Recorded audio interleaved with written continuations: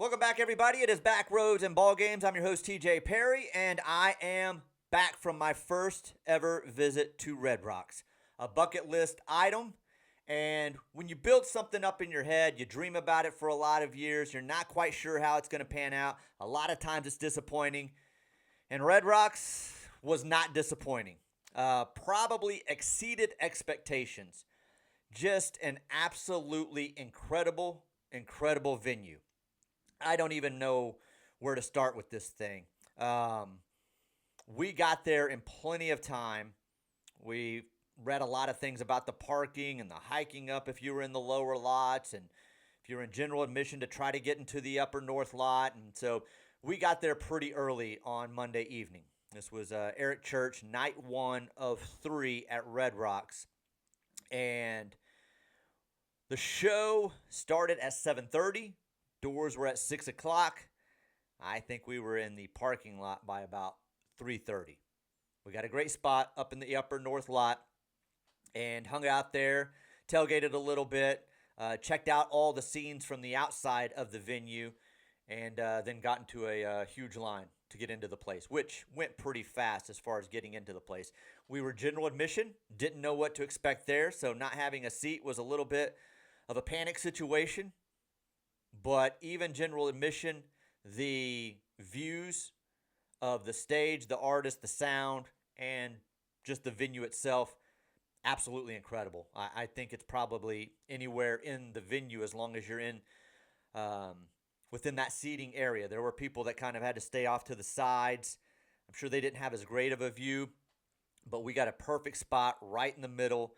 And yeah, it's breathtaking. It lives up to all the hype. Everybody that talks about it, that you hear about it from, if you have not been, put it on a list. Find an artist that you want to go see and get to Red Rocks. Even if it's somebody that, maybe you're just a kind of a fan of, that you're not a huge fan of.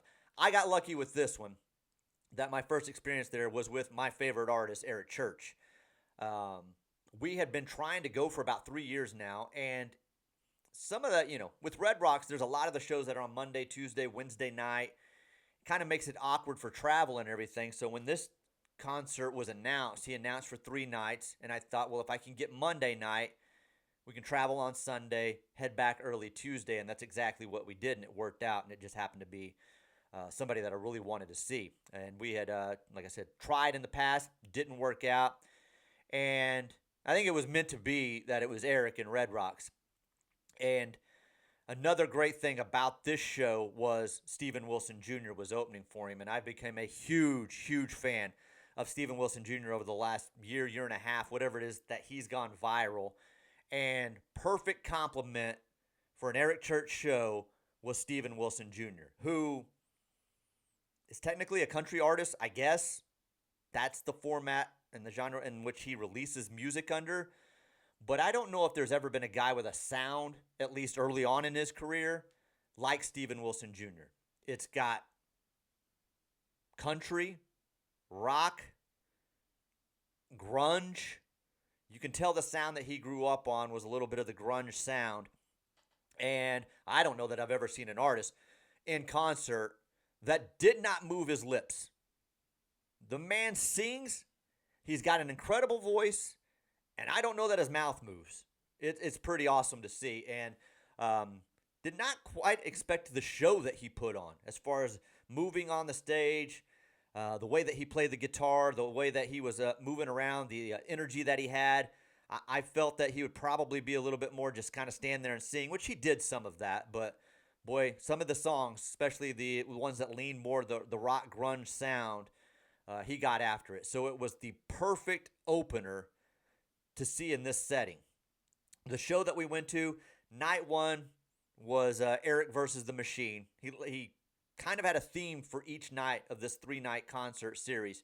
There's not many artists that could pull off what he did. Night 1, Eric versus the Machine.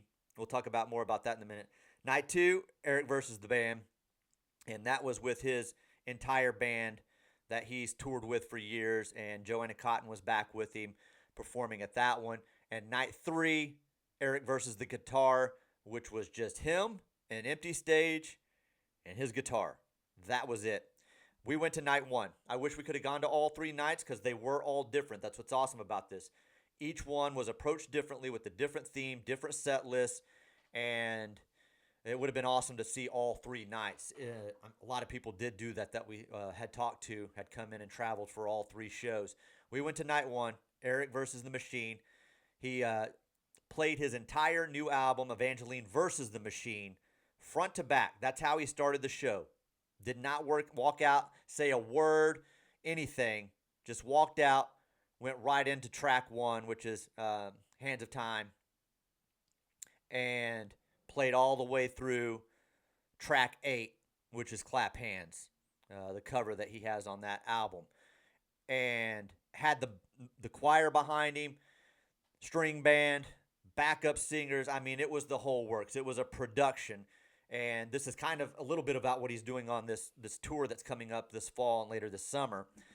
But the entire album, straight through, never stopped until they got to track 8, finished off the album, and then rolled right into Desperate Man as the 9th song of the night. And from there, it was an Eric Church concert of, a bunch of his hits and things like that, and a couple of covers here and there. Put on an incredible, incredible show. The venue itself, like I said, it's magical. The sound is tremendous, and you can't stop with the views. I mean, everywhere you look, there is something different, and the design of it with the rocks just sitting around you is just absolutely incredible. So like I said, if you have a chance to get there, by all means, go see a show at Red Rocks. The one thing that I didn't really read about or see a video about or something when I was looking for tips and things like that to go to this venue was parking afterwards. So when you're in the upper north lot in the beginning, it's great. You've got an easy walk into the general admission area. You can get to a seat real quick. You can find your spot. That was perfect. Didn't have that much of a hike. There were some of those lots, man. You could see them as you were driving in, that it is a haul up to that venue. And, wear comfortable shoes. Be prepared for a hike if you're in one of those lower ones. Now, my question is, and I'll probably do some research on this for the next time I try to go to Red Rocks, and I'm going to get there again. I've already decided that after seeing the one show the other night, is that upper north lot, great for getting in. It was a nightmare getting out. I think we sat and did not move in the car, could not move, for close to an hour. And it took us our hotel was about 7 miles away from Red Rocks. It was supposed to be about a 12-minute drive. When we got into the car, put in the hotel, it said you'll be there in 12 minutes. Obviously, it wasn't accounting for concert traffic, which would have been about 11:40. We would have got back to the hotel. The show wrapped up about 11:15. I think we got back to the hotel about 1 in the morning. It took a little over an hour before we started moving. Then you're stuck in the traffic, and then the way that we needed to go, it's redirecting you other ways because it's such a secluded area that, it's all one-lane roads, and if they've got one direction closed down, you're going the opposite way of what you may need to do to loop back around to get to your hotel. But that's the only drawback of the entire night, and I would sit through it 1,000 more times to see another show there. It was well worth it. So you got to kind of think about which may be more convenient. Because I think if you're in that lower light, you might be able to get out quicker. That's what my assumption is. And I don't know that for sure. Maybe they were sitting there for an hour as well, and I had the perfect spot because we had the easy walk in, and we just had to wait in the car afterwards. So I'm not sure. I'll look into more of that. But, yeah, an incredible night. Stephen Wilson Jr., like I said, started the show. He is a bad man. If you have not listened to his music, check out Son of a Dad, the deluxe album. It is an incredible album, some great songwriting, and just an unusual sound that he has. And he just did a great job opening that show the other night. And I can't wait to see him again. The whole story behind him and that album and his father passing away and a lot of those songs that he wrote for his dad or to his dad or about sons and fathers. It's just a great album. And Year to Be Young, 1994, you can see him perform that live. He tore down the stage on that one. And like I said, Eric put on an incredible show. To go track 1 through 8, never take a pause, never speak to the audience. That music never stopped. The choir and the string band, everything just kind of flowed together song to song, just like the album. It was the album, just live. And just awesome.